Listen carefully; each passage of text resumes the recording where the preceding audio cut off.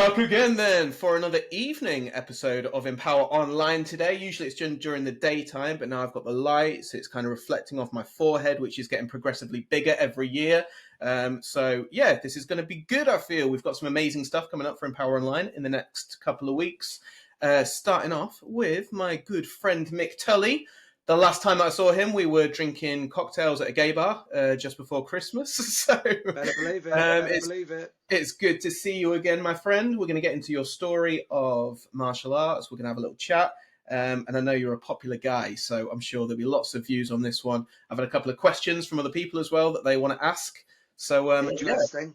Usually what we do then is we start right at the beginning of your martial arts training, but I'm going to flip the switch on you a little bit. So I want to talk about you getting your Brazilian Jiu-Jitsu black belt, because I know that was such a big thing to you. I know it was like a momentous occasion. So I want to hear about your Brazilian Jiu-Jitsu journey before we get into anything else, because to me, you are a legend of training yourself, learning all the different arts, and I think you're an inspiration just to, have persevered and got through that. Boom, BJJ black belt. How did you start training BJJ? Why did you start training BJJ? Go, shoot, wind you up and let you go. Go for it. Okay. So hello, everyone. So why did I start? Because it scared the shit out of me. If you want to know the truth, I went over when Maurizio Gomez, the legendary Maurizio, came over, and he was teaching at the custard factory in Digbeth, which at the time was really like nowadays it's hipster heaven and it's really, really safe. But back in those days, it was grim. Mm-hmm. It was on the outskirts of Birmingham City Centre. I'd seen the Gracie in action videos. I'd seen all of that, and it just looked like guys fighting on the beach, really. Yeah. But the whole idea of them taking on all comers and stuff, I was like, yeah, this looks really interesting. And showing my age, it was a bit of a boy named Sue scenario. I was like, wait a minute, they're called Gracie. That's a girl's name. God almighty. No wonder you have to learn how to fight with a name like that. And then what happened was I went over and I just had the shit kicked out of me really, really badly. Started chatting to this lad afterwards, going over there, I'm Mick Tully sort of thing. And I hasten to add, this is in the early noughties. And I was quite well known in martial arts at that stage anyway. And chatting to this guy who'd just beaten the crap out of me. I was like, how long have you been training? He goes, 3 months. And my ego just couldn't take it. Yeah, my ego couldn't take it. I was like, no way. So I never make light of anyone if they've been abused or anything. But there's two ways it works, right? If you've been through a traumatic event, you can be one of two ways. You can either be like, really showing my age here, referencing this. You can be like Jennifer Lopez in that movie where she learned Krav Maga and fight back. Or become a victim. And I sort of became a victim for a while. What I did was I deluded myself into that. That's why I'm so virulent online with people when you'll never get me on the ground. And I'm like, yes, I will. And they're like, oh yeah, well, I don't need to train. And like, tell me you're not scared. Tell me you're scared about grappling without telling me you're scared about grappling. You know what I mean? So I pretended for a few years that I didn't need it. And then more and more people that I knew that I respected were getting into jiu-jitsu. And I was like, right, if I don't get into it, I'm going to be left behind. And then and at this stage I was doing CSW, quite a lot of CSW with Lucky and Pindi Madaha, and training with Eric Paulson as well. And I still thought I didn't really need jiu-jitsu, because it was like, well, I'll just punch you in the face to get the position. Sure. And then realistically one day there's a couple of like defining moments. So one moment was I was only speaking about this really good dear friend of mine, Dave Roberts, Professor Robbo. And he came and he's training with me now on a Sunday morning, doing some Kali and stuff. And we did some jiu-jitsu yesterday morning together. And I always say that he came and it was when me and Al Peaslin were doing masterclasses every month. We were like being lazy, really. We were bringing in guys that we really rated in other arts and got them to come and teach for us, And we were actually doing a boxing masterclass, and we had Glenn Smith from Red Corner, the famous Red Corner gym in Coventry. Yeah. Got him to come, and then at the end, my mate Robbo says, "Oh, you're doing a bit of grappling now?" And I went, "Yeah." He goes, "A little bit of a roll." He got me a knee on belly, just held me there. And I remember driving back going, I can't live in a world where another human being can do that to me. Yeah. And like, if anyone's going to be doing that, it's going to be me doing it to them. and I still spoofed it a little bit. And then on my 40th birthday, I was over in New York training Enzo Gracie's, and I was like, right, I'm really going to apply myself. I'm going to be a black belt before I'm 50. Nice. It took me 4 years more than I expected, but we had COVID and stuff like that. Yeah. So I was quite delusional on the time frame.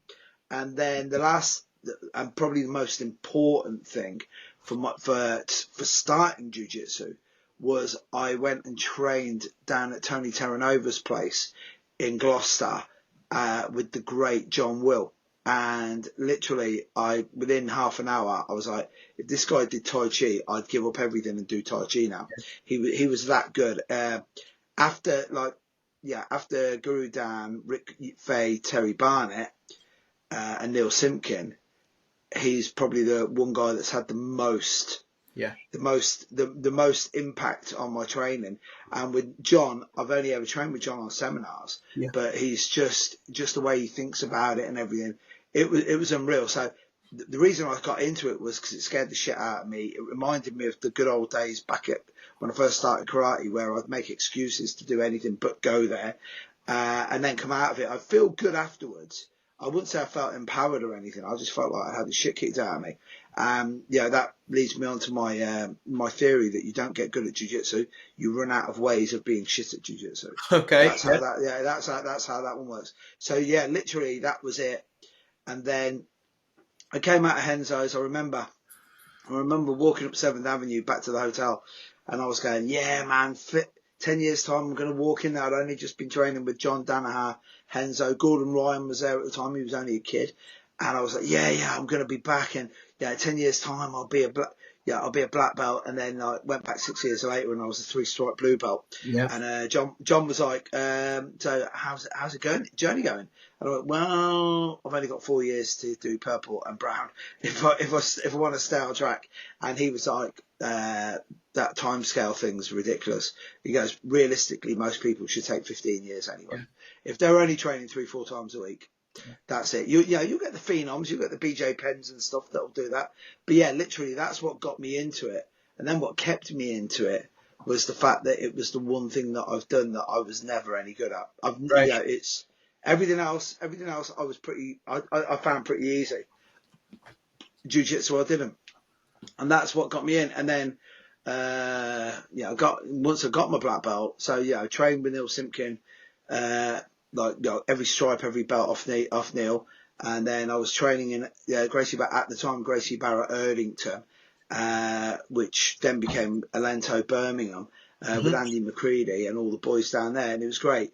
And then what I've had, I got my black belt, and then a bit of a slump, because then it was like, so what next? You know what I mean? And I was still really enjoying jiu-jitsu, but if I'm brutally honest, I burnt myself out by teaching. Right. Because I never took up BJJ to teach it. Okay. I took it up for me. For you, A bit like Jeet Kune Do and Kali. I took that up to train for me because I'd already done years of teaching. And then obviously you just fall into teaching.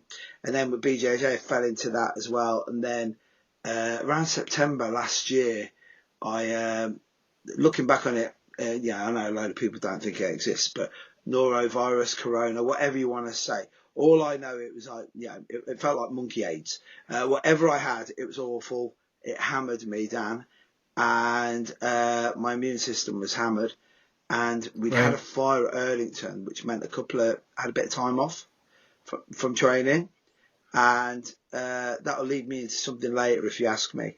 I had a proper road to Damascus moment. We had the fire in Erdington, which it's you don't mind me just waffling here for a second, do you? No. This is it. This is your interview, buddy. So go. Okay. So what happened was, even during COVID, I was doing Zoom classes, and then we had a fire at Erdington, which meant literally 1 week I'm going from 4 or 5 times. I was over there 5 times a week, realistically, 4 or 5 times a week. sparring every night, sparring every Friday night, getting 20 rounds in with the guys, going the following day, teaching the kids classes, teaching the adults classes, rolling again, then teaching on a Sunday night, a Sunday in Coventry, then on a Monday, which you've been down to see me. Thank you very much. Always, I'm always honoured that people want to come and train with me. And then Monday night, I'll be back at Erdington.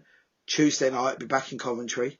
Wednesday, I have my one night off. Thursday, I'll go back and I'll do my jiu-jitsu, my classes, just where I just train for me.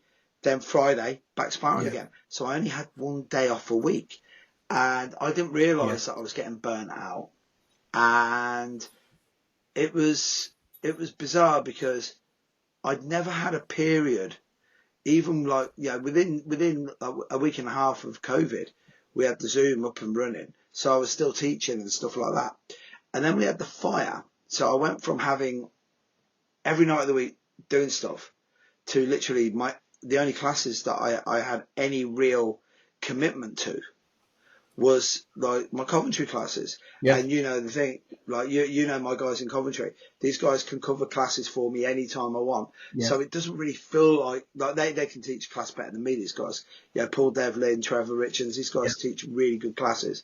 And so of course I had about a week, I think it was about the first week, and I was like, I just really enjoyed hanging out with my wife, going out, and it was, so this would have been last year, so June, July, August, maybe. Yeah, July, August, because we had about 7 weeks with the turnaround to get to the gym. And I was really just enjoying like a normal lifestyle. And then that made me think, why did I start martial arts? And I remember being 16 and not wanting to be ordinary. Because I was being bullied, I was having the shit kicked out of me. If you've ever listened to any interview, my life just sounds like a bad country and western song for the first 16 years. Like anything that could happen, fucking dog died on me the whole lot. Sorry for swearing, but so everything bad. Looking back on it now, there's some real trauma in my childhood that I literally probably still haven't really dealt with, but I've just buried that shit, And I remember thinking, I got into martial arts. I never wanted to be ordinary. And then about 2 weeks into hanging out with my wife, I was like, shit, this is great. If this is what ordinary is, what, getting in from work and not having to rush out the door. And sitting down.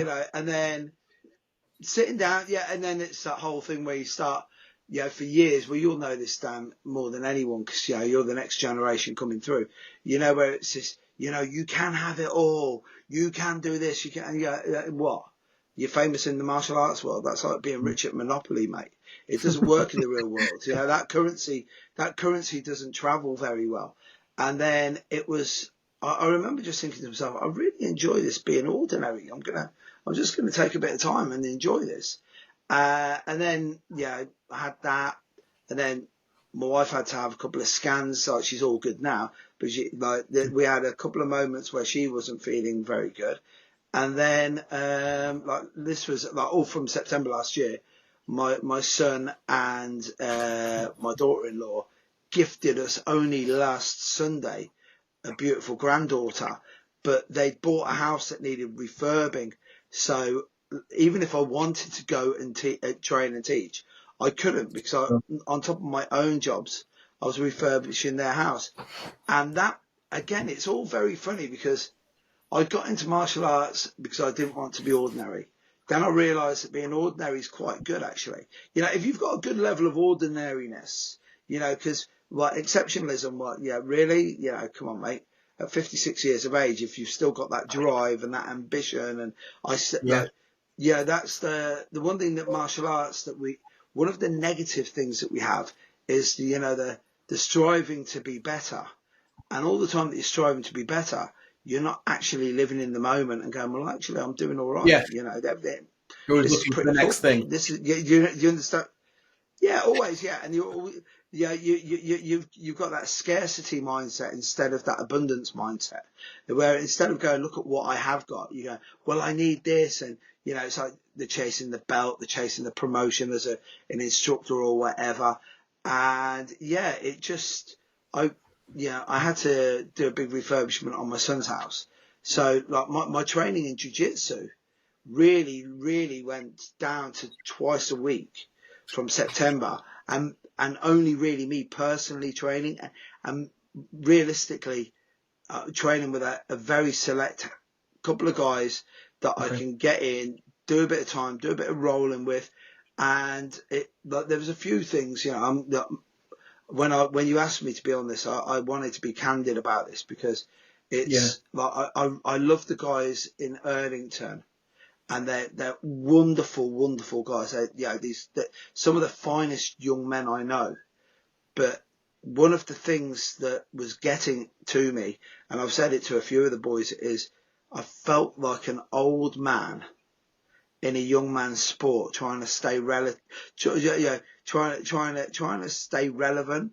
And he's like, "Hey there, fellow students." I felt like the Steve Buscemi guy, you know what I mean, with a skateboard on the back of that. And you go, why? So that's made me rethink a lot of stuff. Like I'm about to go back and get back into the training, but I'm like, I can't train like some of these guys. And the other one as well is, if I'll be brutally honest, we got blue belts now that are like, they're the same level as a black belt. Right. Because because you got to remember, it's something quite interesting, and I really like your input on this. Right, martial arts for me was always a trained person versus an untrained or an unskilled person, and if they weren't unskilled and untrained, they weren't in a very good place mentally. So they were starting the fight, you were dealing with the fight. Yeah. So it's like I got into martial arts for protection only, because I was a scared and frightened young man. And then over the years, it morphed into, I was doing martial arts, but I'm going up against, like, first of all, guys that I really like, because they're interested in the same shit as me. And then it's just it became a sporting endeavor, an athletic endeavor. And it's like, at 56, I'm not an athlete. You know what I mean? And it's like, so what am I doing here? And I'm not saying it was killing my ego or anything like that, but it wasn't and isn't what I think you actually should have if you're going into a stage of your life. With me now, I'm going into a stage in my mid-50s where everything I should do now should be holistic. And if it isn't doing me any good, this is if you want my thoughts on it, you can ask me about it and I'll tell you. I'm seeing a hell of a lot of guys getting beaten up and broken at jiu-jitsu, but times that by 15, 20 guys who are doing MMA. As I've said before, I know stupid people that start BJJ and become smart. And then I know smart guys who have started doing MMA. So stupid guys doing BJJ become smart. And then I've seen smart guys do MMA and become stupid. It's like, only last week, there's a story going around now that BJ Penn doesn't recognise his own mother. So he's convinced that this woman who is his mother isn't his mother, because he's showing some really like pretty grave signs of CTE. Right. In regard to decision-making processes, impulse control, stuff like that. But look at Conor McGregor. Look at, without going into detail of what the guy's done, which is, if he's done it, it's disgraceful and abhorrent. But it's like that. Boxers did that years ago. We knew about punch-drunk individuals.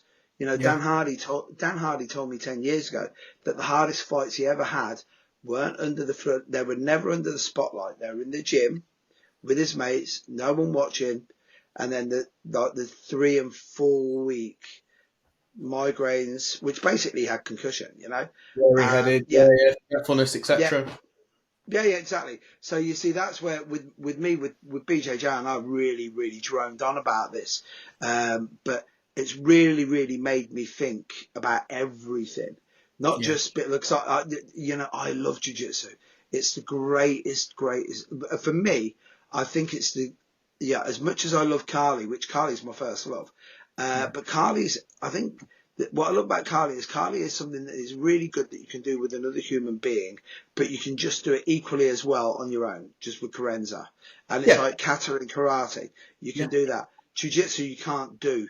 Like during lockdown when we were supposedly training with dummies and it was Solo like, drilling and yeah, so you need another person to be in it. And then the thing that I've noticed as I've got older is I have to be very, very careful who the person is. It's like, Rick Young is like, right, if you're 10 kilos heavier than me or 10 years younger than me, I don't roll with you. Yeah. So it's like he says, lightweights, loads of women and, guys his age. And again, physics all works. And that's the mad thing. It's like, they have weight divisions for a reason. So with jiu-jitsu, it's been mad because I didn't think that I would be going I really didn't think that getting my black belt would be like, and it wasn't like it was a massive come down. I've really got a really good friend of mine, Dave Welts. I've got to give him a shout out, right? Dave Welton. He's one of the nicest men I know. And, he won't mind me saying this. I asked him last week, so we had the conversation. I told him about the being ordinary bit. And I said, why did you start training, Dave? And he goes, when I had a child, I knew I wouldn't be able to protect it. And I thought to myself, what a great reason to train. And if there's one guy that I'd love you to interview him because he'll tell you he's just a blue belt in BJJ, but his whole story of how he's beaten addiction and stuff and how he's used jiu-jitsu, it's just really, really, really impressive. And he's just a really cool guy. But it's like he said to me, he goes, because you'd worked towards it for so long. And then it was like, well, what next? And it was like he said, he goes, it's like someone going to war.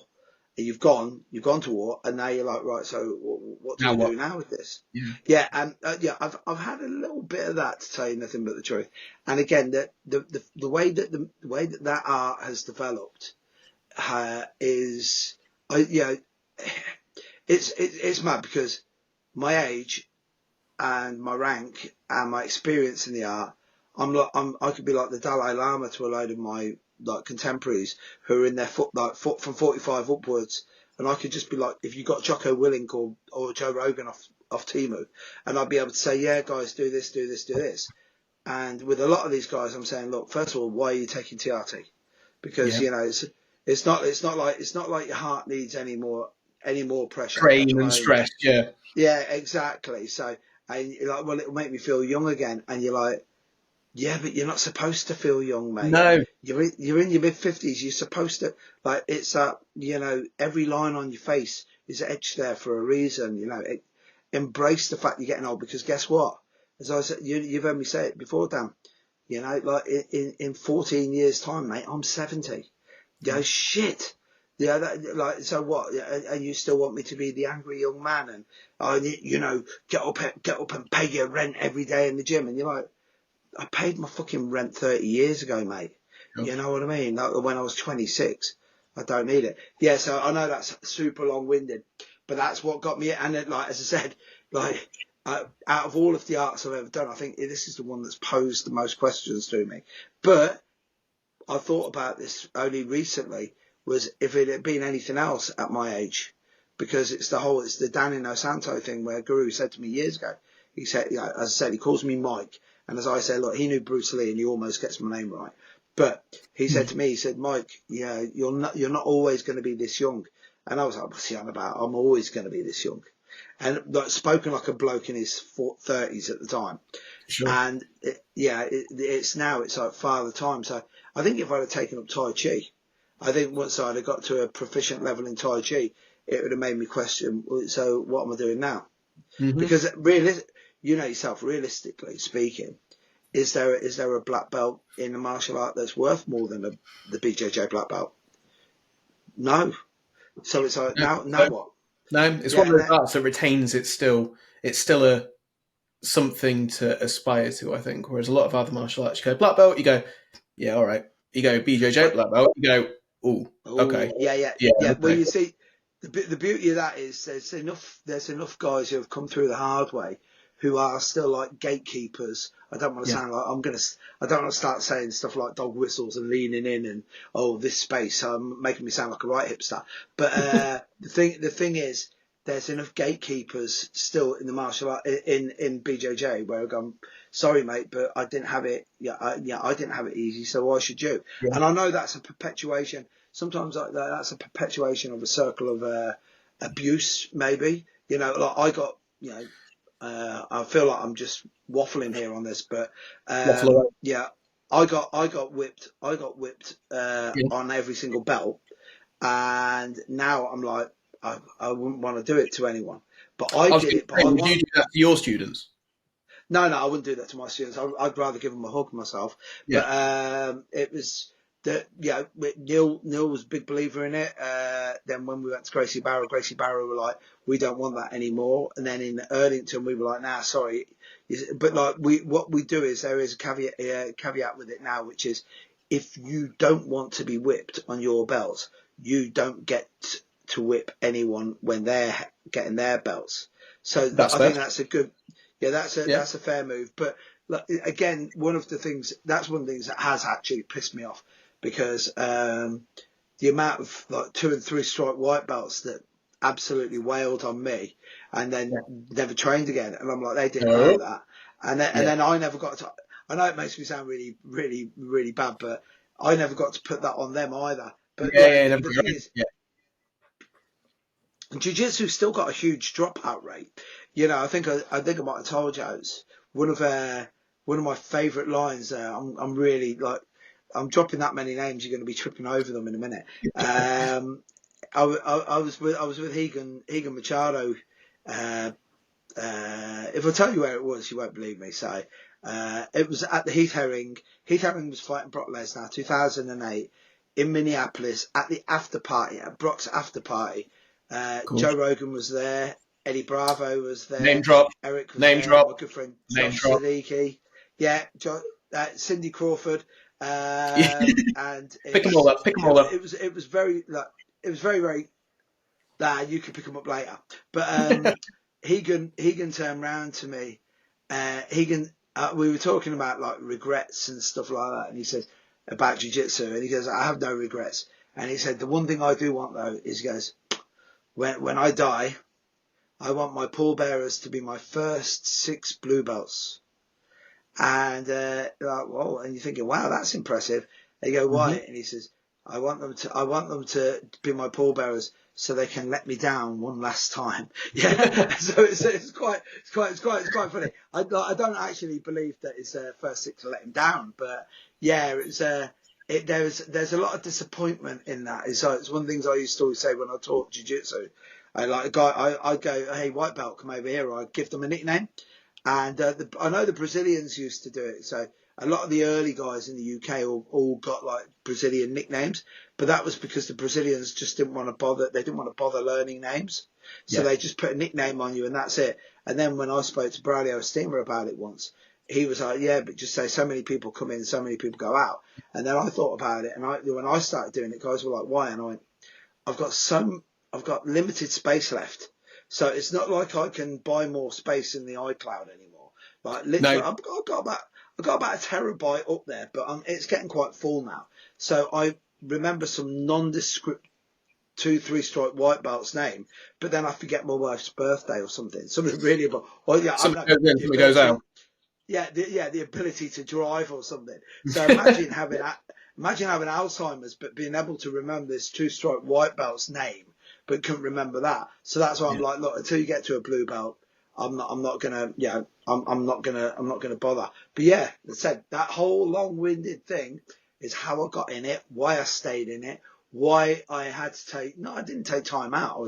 I was still rolling every week, but why I've had to reframe and think about why, because I don't like is somewhere along the line towards getting my black belt, I became a teacher and not a BJJ guy.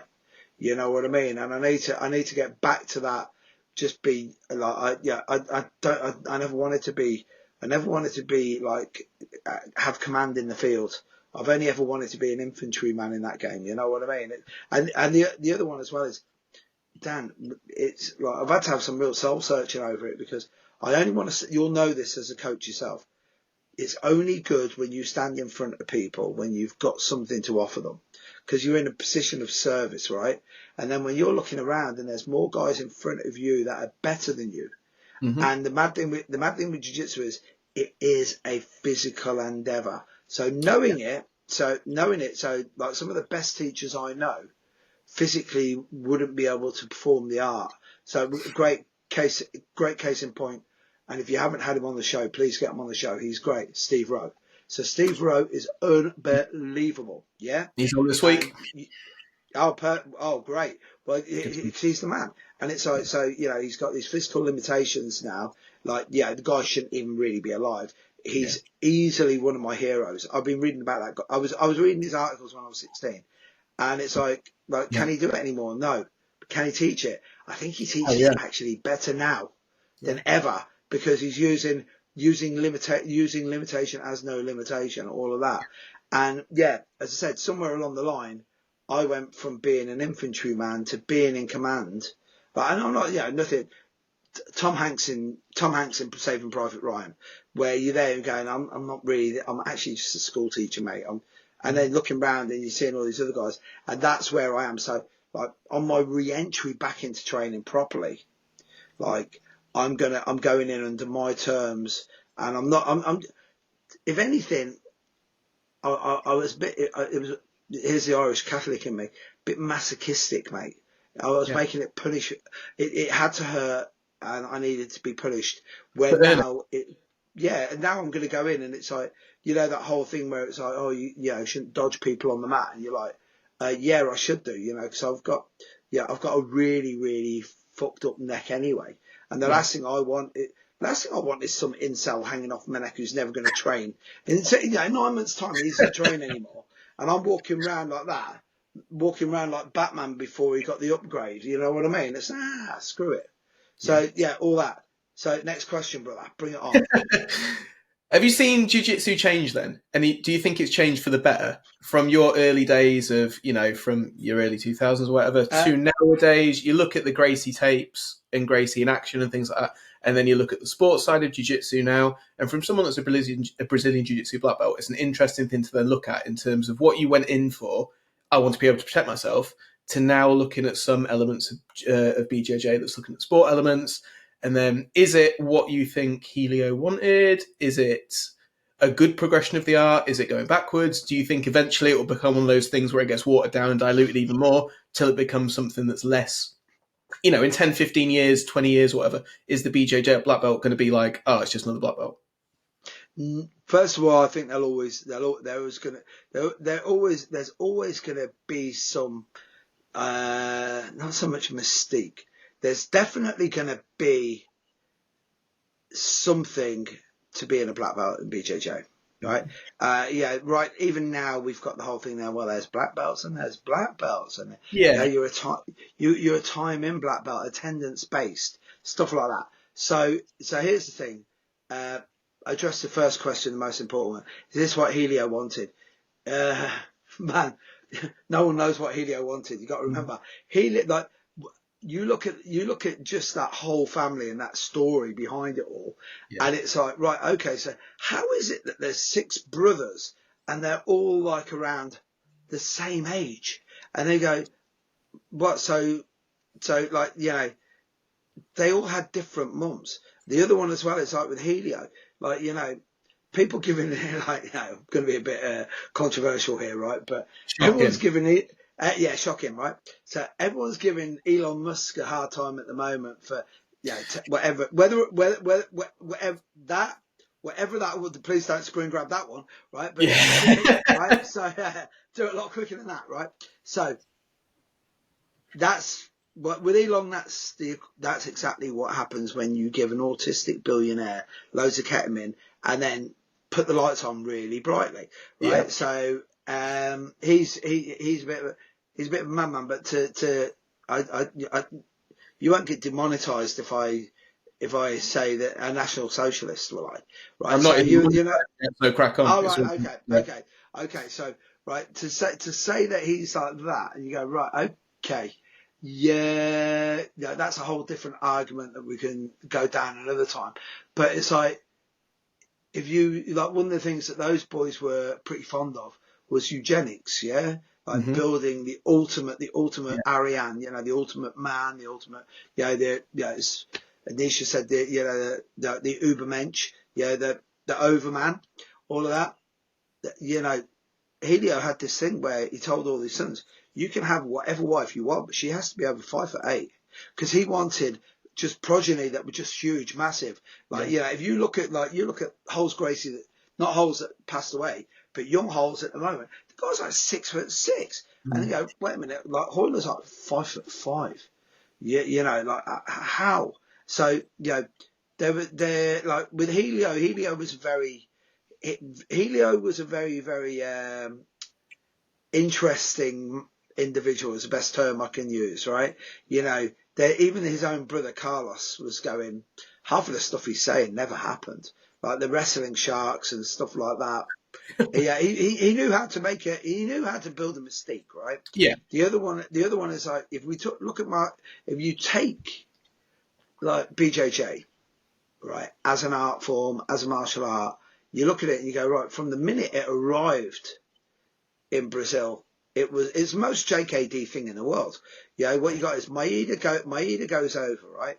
So Maeda goes over and he's there for 4 years. And then that 4 years, he gives, so what's that? That's if you train a lot, purple belt level is what you're going to be given, guys, right? So he goes in there, and then it's like the Brazilians, they're like, well, we don't really like the takedowns, which everyone knows is quite famous for that. And then it's like, Gaston Gracie. It's really funny because the mythos behind it is, everyone talks about the garage in Torrance and how Hickson couldn't give away he couldn't give away lessons and stuff. And you're like, you do realise that we know that your grandfather was a diplomat. Like anyone who reads into it, Gaston Gracie was a diplomat. Why else would he have met Maeda? Maeda's over there. They're doing all this. They're doing exactly the same sort of cronyism that's going on today in every other aspect of the world. And then Carlos Gracie's learning how to do jiu-jitsu.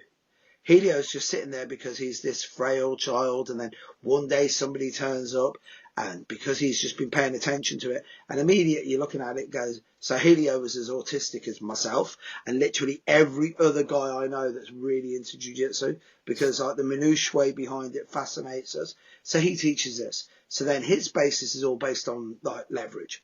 So of course you've got a small guy trying to beat a big guy, and 9 times out of 10, what they're fighting over? They're fighting over family honour. It's never really money because they're rich guys. They don't need to do that. They're in the kimono. Then you've got the guys who are literally doing lucha libre, who are the really poor guys. And that's what no-gi initially was. You know what I mean? So we have that scenario. So what did Helio want from the martial art? Weird flex, maybe, to start off with. Look at how tough I am. I don't know. Never trust a man with a moustache, is all I'm going to say. And he had the little Clark Gable moustache going on. You did have the Clark Gable going on. Yeah. Yeah. Dan, you shave all of your face and leave that bit. Like, look at the people in history not to trust with a moustache, right? So Genghis Khan. Yeah. Right? Joseph Stalin. That mad Austrian character, Adolf, right? And then Margaret Thatcher, right? So you look at those characters, right? 4 for 4. All of them 4 for 4, right? All of them crazy, right? So it was just some weird flex maybe that he did, then started sending out a few stadiums and started getting classes together. And me personally, I don't think they ever looked at it as a person that the Gracie Barrett ethos, it's a vehicle for personal development. Very Bruce Lee-esque. The way that we're going to use this, the lessons you learn in this will be great for the rest of your life, yada, yada, yada. All of that. I don't think Helio was into any of that. Right. And then they have all these splits. So like, I'm giving the potted history of jiu-jitsu. So they do that. They go off in different directions.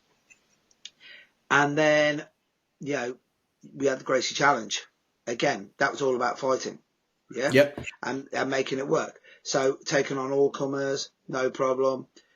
And I still didn't think they were really into it because, how long before they gave away, like the parallels between jiu-jitsu and the Chinese community and Bruce Lee teaching like Occidentals, teaching the Gaijin for the Japanese. It's like the Brazilians never wanted the Westerners to learn this. You know what I mean?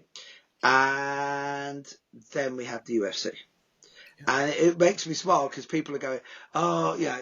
I saw an interview once with Horian, and Horian turned around and he was like, yeah, well, we got what we achieved from it, which was we wanted people to know that it was, you know, that it was style versus style. And you're like, I've dealt with quite a few Brazilians, and they're canny individuals when it comes to money. And if they thought that they had $1 billion sport, they never realised what they had. Yeah. They literally didn't.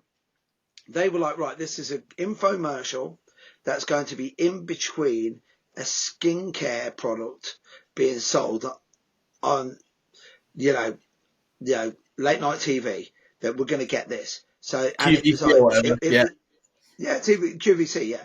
It was an absolute gong show. And then it exploded. Yeah. And then that was when they were playing catch up. That's when it all changed. Because from that point, it went from being a fight, which was style versus style. You know, if you want to see how rough it was, look at Gary Goodridge. Look at, Gerard Gordeau versus Tilia Tully, where he kicks his teeth out. Gordeau gouged the man's eye out in a fight in the cage. That was a tough mofo, right? And then that's when it became a sport. And now, does it? So here's the thing. Does it resemble what I started in? Not at all. Nowhere near. Nowhere near. You know, guys pulling guard, really. You get a few guys that pull guard to go straight to sweep, get on top, stay on top, hammer the guy. But now you've got these guys and they're all playing a footlock game. And as I always say, I'm not knocking anyone who's got a great footlock game, but you can't get further away from a person than their foot. Like the only other way is just not to fight them. And so there's a little bit of a pussification. Like, ironically though, a heel hook is probably the worst thing you can do to another human being. It's horrible. Yeah, it's grim. And now what you've got is you've just got loads of athletes. It's quite bizarre because BJJ is a great study in social anthropology. So, right, we're going to get the weirdos and we didn't even call them incels at the time, but we get the weirdos and the guys. You remember, like, you're too young to remember this, Dan, but a lot of the older guys will listen to this. Most karate magazines would always have adverts in the back on how to attract women. Right. True story, right? Okay. So these guys that are now only interested in BJJ have always been around, but they were Bruce Lee nuts back in the day. So what it is now, you've got that, it's like where the stars have come in alignment, where you've got an infinite amount of hours, an infinite amount of like autistic concentration, and just really nothing else. You know, like the crack is some of the highest level. Take Craig Jones out of the equation. You see some of these guys who are really good at jiu-jitsu, and they're boring dudes, man. You know, they might be nice dudes, but they're boring. Oh yeah, they're unreal. So it's gone from being a martial art to it's a sporting endeavor, and the better athlete always wins. You know, and it's like that leads me on to the whole. Yeah, but what if the intent we use? You'll remember this. The martial arts. Yeah, but if you have real vicious intent and you're like backed up with what though? Yeah. You know, I've hammered loads of angry men, and they were like, as I always say, you're furious now. You'll be really angry at Christmas when you're having that turkey smoothie. What, you mean they didn't just see red and then take you back? See red and bodies drop. No chance. One of the things I always wanted to do when I was a kid was I wanted to have a fight like they had in the comic books, where when I was beating them up, I was admonishing them as well, or coming out with pithy remarks, you know, like Batman and Robin. But so it looks nothing like it. And where will it get watered down? That's an odd one. It won't get watered down. It's going to be different because what it'll be is it'll be a sport, and it's like judo. Like judo now, if you look at a guy, if you say judo, you go, oh yeah, you know, if he gets hold of you, he can beat you up. And you're like, I know judo guys that don't have to throw you to hammer you. They're really, really good. But because they, they just identify as sportsmen. Like a judoka will say he's a judo player.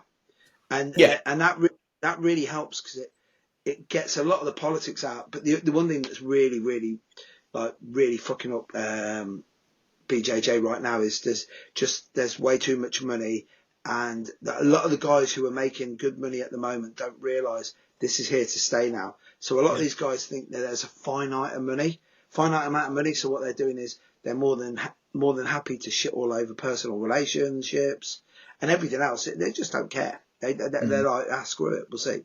So yeah, I've seen a lot of like friendships get hammered. And like guys who are best men at each other's weddings, and then it's like, right now, no, because at the moment BJJ is like the Wild West. Like Jesus, let me see. So not last Christmas, Christmas before, I think there was 90 or 92 Gracie Barra schools in the UK. Right now, probably 13. I've seen there's been a big dip. drop They off. try to. Well, they try to bring it in line with like a franchise model. Yeah. But what that meant was, I've got like, I could tell you my whole theory on that. It's like, the problem is for Gracie Barra to go to the next level, what they need owner operators, right? So like you've got a vested interest. It's like Subway, or KFC.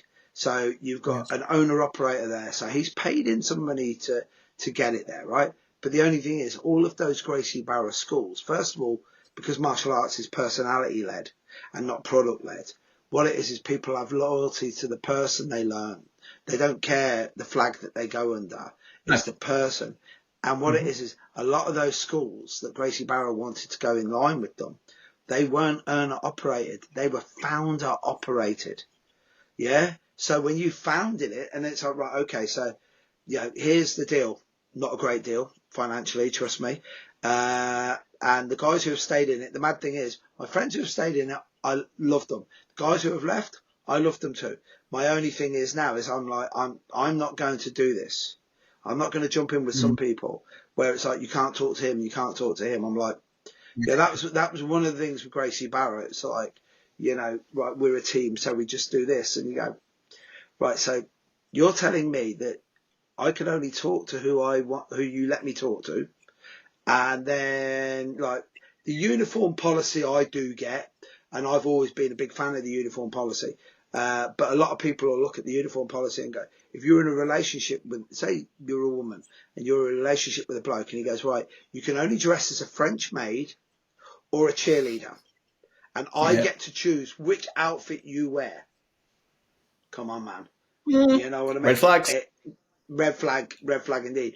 And so, like, because it's a bit, I do feel for it in some way, for some of the guys, because it's like the Wizard of Oz.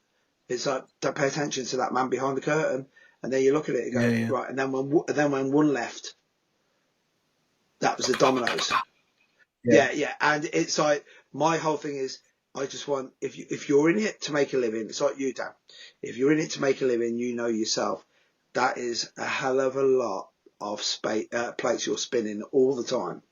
And then that's not even taking into account stuff that some of the guys who are watching this will get it. Some of them won't. It's like, just upkeep on the gym. Just understanding what's the bottom line I have to get just to keep the lights on. Then the next thing is, right, okay, now I've got to identify 5 guys that are in the gym that are stopping 35 guys coming in. And sometimes out of those 5 guys, 2 or 3 of them are people you like. And you're like, but like, it's just maybe they're weird or whatever. And we're in a weird business. And then the last one, which is like really relevant in today's society, is like, are you making this a safe environment to be in? Because, we've all met the guy who's in the gym and he's only in there to pick up girls. And you're like, right, okay. So now, and we'll use jiu-jitsu as a great example, right?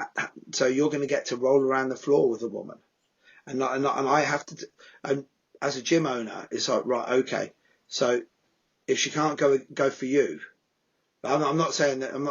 By the way, I'm not saying that in any way, shape, or form that if there's any type of assault or any type of just inappropriate behaviour, like, yeah, I'm not just saying it's a bloke against a lady. It could be a bloke against another bloke. You just don't know. But what I'm saying is, it's like you're any kind of meant to love all inappropriate. this.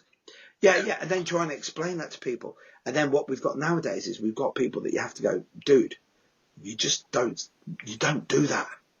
In today's society, we just don't do that. It's like I'm from that era where I remember picking up the paper and the page 3, and like, you say that to young guys now, and they're like, "What? There was a semi-naked woman on page 3? What? Yeah, but what was she there for? I don't know, to cheer up a bricklayer. I don't know. I don't know. Yeah. But yeah, it's said that brings it all right back to. That's a pretty good way to finish this off. It's like, yeah. Brazilian, like, what was acceptable then isn't acceptable now. BJJ is a completely different animal, but I don't think it will get watered down. I think it might change, and then what you're going to get is you will get guys that, a really good friend of mine, John Hagan. You should get him on your show. You love John. John's a great guy, ex-Royal Marine Commando, tough kid, great Krav Maga, great Jiu Jitsu, but you have to know the self-defense aspect. If you don't do the self-defense, then that's it. So yeah, that's where it's going to go. And again, it's, as much as I really like BJJ, I think it's, if you just stick with that, you're going to be very, very one-dimensional and delusional. Yeah. Well, this is the argument as well. Yeah. Yeah. So that's it. Let's talk about something a little more, in my opinion, more well-rounded then, and probably in yours as well, and that's the Kali side of it and the JKD side of it, which is kind of your first love, I suppose. Is it your first love, the Kali and the JKD? And that's something that if you could give up everything right now, would it be Kali? Oh, no. If I had to give up everything and only do one thing, it'd still be Kali, without a shadow of a doubt. Yeah. Because it's so all-encompassing. Yeah, it's like, right, okay, you can only do Kali, and then, like, if I'm doing some Dumog, then they're like, Mick, that's BJJ you're doing. I'm like, no, it isn't. I'm doing Pan and Tuka and Pan and Jackman. Yeah, you do. That's Savat you're doing, Mick. Is it really? No, I'm not. And then it's got everything, and it's like Guru Dan says, there's magic. I used to love how he used to say it on seminars. He used to say there's magic in these arts. And then he said, what you have to remember is, 100 years ago, if you turn around to somebody and said, we will be able to take a picture of the inside of your brain and ask you a question and see exactly what parts of the brain fire up, you would think that was magic. And then it's like Guru said, he goes, sometimes magic is just undeveloped science. We don't understand yet. Just the fact that the symbiotic relationship between the mind, body, soul, the way that you move, the way it makes you feel when you're doing it, just the overall, mindfulness, the wellness, everything like that. It's just really good. You know what I mean? Yeah. What was your first introduction? Oh, mate, it's quite funny because I mentioned him earlier, Lucky Madahar. So I'd watched Way of the Warrior with Danilo Santo when I was 14 on the BBC, dreaming of one day being able to meet him. And then I wanted to do some sort of martial art because I was having the shit kicked out of me at home, shit kicked out of me at school. And I started karate at 16. And I actually saw the famous scene where Jeff Thompson beat up those squaddies and he knocked out 4 of them. I was there. But the thing was, I remember you telling me, the story. Yeah, remember I told you, but I didn't realise he was wearing a knuckle duster at the time. If he'd have told me that, it might have saved me a few years. So that got me into karate. So I used to read all the magazines. I was really interested in Jeet Kune Do. I was never a Bruce Lee fan. Never really dug his movies, to tell you the truth. But I liked his ethos, and I liked the idea of it isn't the style, it's the man and the individual. And, being a big, huge American comic fan, the fact that, all you have to do is just work harder. But, apart from the $1 billion that Batman's got, There was no difference between me and him. You know what I mean? And he just, he'd done more sit-ups than me. But, my mum and dad were still alive and yours weren't, Bruce, But, so I used to read about all of it. And then I went over to Germany and I was doing Thai boxing in Germany and I was doing some Wing Chun with Keith Kernspect and one of his guys there. And then I got into Japanese Jiu-Jitsu. So I'd already, I'd got my black belt with Andy Margaret in karate. I've been doing some training with Jeff, and I was really into like Jeet Kune Do, reading everything I could read about it, but couldn't train anywhere. And it was like, Bob Breed's the nearest guy, and he's all the way down in London. Shows you how limited I was thinking at the time. And I remember I came back from Germany, and I was just training at a generic gym in Coventry called The Village. And I saw this sign up for Thai boxing. I was like, I did a load of Thai boxing in Germany for a couple of years. I'll go down there. And I met Lucky Madahar down there. And I said to him, did the Thai class. It was good. And then I said, what I really want to do is that Kali and that Jeet Kune Do. And he went, well, I've got Rick Young doing a seminar for me this Saturday. And I was like, what? So I went down there, and that was the first day I met my good friend, our mutual friend, Josh Siddiqui. And we partnered up, and I trained, and it was like, Rick did a Pak Sao Da on me, and as he did it, I was like, I have no business being in front of this guy. Like, he was something else. Yeah. And then it was at that point, I was like, right, I need to do it. And then through that, I was still training with Lucky. And then I was just lucky enough to, pardon the pun, to go over to America and train with Rick Fay. Yeah. So I went over and trained with Rick at Lake Owen, 2005 that was. And then literally, as soon as I saw Rick in action, I was like, this is the man. And then it was, believe it or not, it was Rick who introduced me to Terry Barnett. And that's one of the things I'm indebted to him forever. Yeah, but it's like Rick could have kept me as a student, as a long range student, and I'd have paid the money. But he was like, no, you need to see Terry. And then we had 9 years, 9 wonderful years of going up and down the M1 every Tuesday, training with Terry and all the guys down there.